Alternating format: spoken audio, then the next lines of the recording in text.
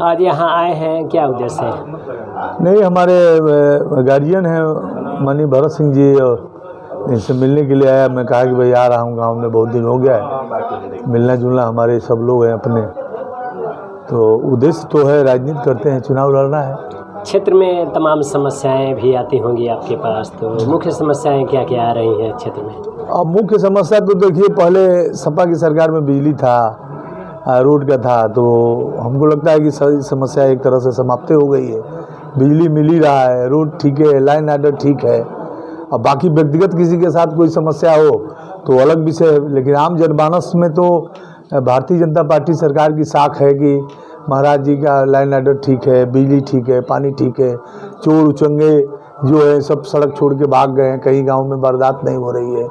यदि कोई इस तरह का गंदा हरकत करने वाला मिल जा रहा है तो कानून उसके ऊपर अपना इतना शिकंजा कसता है कि कई पीढ़ियां उसकी याद करेंगी कि हमको ऐसा गलत काम समाज के खिलाफ नहीं करना चाहिए। पिछली सरकार और ये बीजेपी सरकार है वर्तमान में, कितना अंतर है? सरकार की योजनाओं का कितना लाभ मिल रहा है, नहीं मिल रहा है? सरकार की योजनाओं का तो 100% लाभ मिल रहा है। यही एक सरकार है जो डायरेक्ट लाभार्थी को दे रहा है। नहीं तो इसके पहले कांग्रेस की सरकार थी, उत्तर प्रदेश में बसपा की सरकार रही हो, सपा की सरकार रही हो, तमाम दलाल बिचौलिए घूमते थे।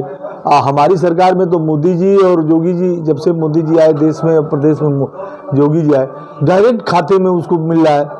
यदि अनाज समस्या है, आयुष्मान कार्ड है, जो भी है, स्वास्थ्य संबंधी है, महिलाओं के लिए है, वो सारा चीज़ मिल रहा है। कहीं कोई बीच का दलाल नहीं कर रहा है। आप भी इस बात को जानते हैं कि इस सरकार में दलाली बंद है, और उस सरकार में भी बेहतर था, और उससे बेहतर इस सरकार में काम हो रहे हैं। पहलगाम हमला को लेकर क्या कहेंगे? अरे पहलगाम तो अति घृणित काम इसे आतंकवादियों ने किया है। अब लड़ाई किस बात की है भाई? हिंदुस्तान पाकिस्तान बंटवारा हो गया, मुस्लिम लीग जो है धर्म के आधार पे ही पाकिस्तान बना, तो यहाँ तो मुसलमानों की जरूरतें नहीं है। लेकिन अब हम लोग के भाई राष्ट्रपिता गांधी जी ने कहा कि नहीं, सब धर्म के लोग रहेंगे, तो आज हिंदुओं के लिए इतनी झंझट हो रही है कि दुनिया में कहीं हिंदू को रहने की जगह नहीं है। और यहाँ मुसलमान भी इतने तेजी से बढ़ रहे हैं, तो उनको रोकथाम के लिए कि भाई ये आपका देश नहीं है, आपको हमने रखा है, आपका नहीं है, आपका तो पाकिस्तान है, आपको चले जाना चाहिए। यहाँ कुछ नहीं है। रोहिंग्या देखिए, बांग्लादेशी तमाम लोग यहाँ शरणार्थी के रूप में घूम रहे हैं, लेकिन हमारी सरकार एकदम दृढ़ संकल्पित है कि हम किसी बाहरी आदमी को रहने नहीं देंगे। सबको उठा करके, कोई बांग्लादेश का है, म्यांमार का है और पाकिस्तान का है, सबको हटाएंगे हम, किसी को नहीं रखेगी सरकार। सरकार को इसमें क्या एक्शन लेना चाहिए?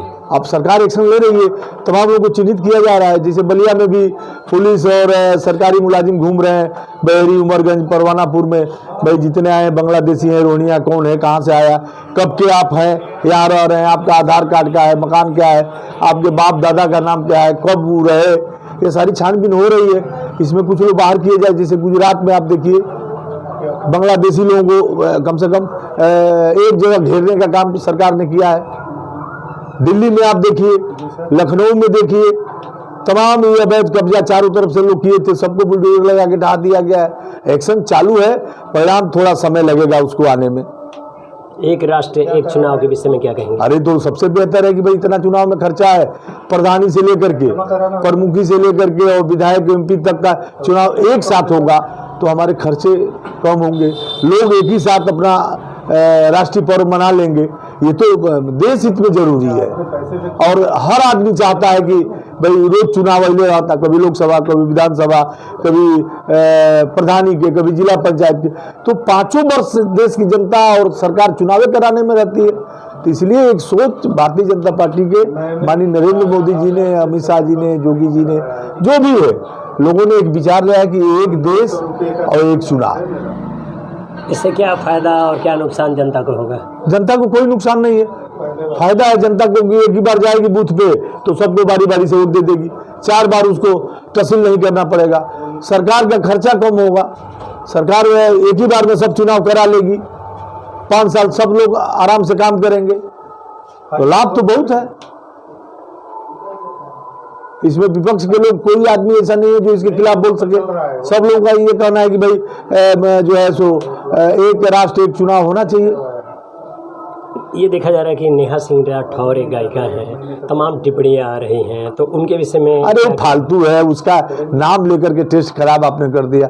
भरत सिंह ने इतना बढ़िया अपना नाश्ता हम लोगों को कराया, वो रद्दी लेडी है, उसके विषय में बोलना ही बेकार है। तभी सरकार द्वारा कई लोगों द्वारा उनके ऊपर मुकदमा भी हुआ है कई थानों में। अब देखिए, तो सरकार को इसमें क्या गिरफ्तारी वगैरह के विषय में क्या कहेंगे? अब सरकार कानून अपना काम करेगा, लेकिन जो व्यक्ति देश के सनातन धर्म के खिलाफ, देश के खिलाफ बोलेगा, उस पर तो शिकंजा कसना ही कसना है। आप रहते भारत में पाकिस्तान की बात करेंगे, रहते हैं भारत में बांग्लादेश की बात करेंगे, तो ये नहीं चलेगा। यहाँ का खाते हैं, यहाँ का पीते हैं, यहाँ बास करते हैं, तो भारत माता की जय बोलना पड़ेगा, सनातन धर्म की जय बोलना पड़ेगा। आपका कोई दूसरा चारा नहीं है कि आप कर सकते हैं।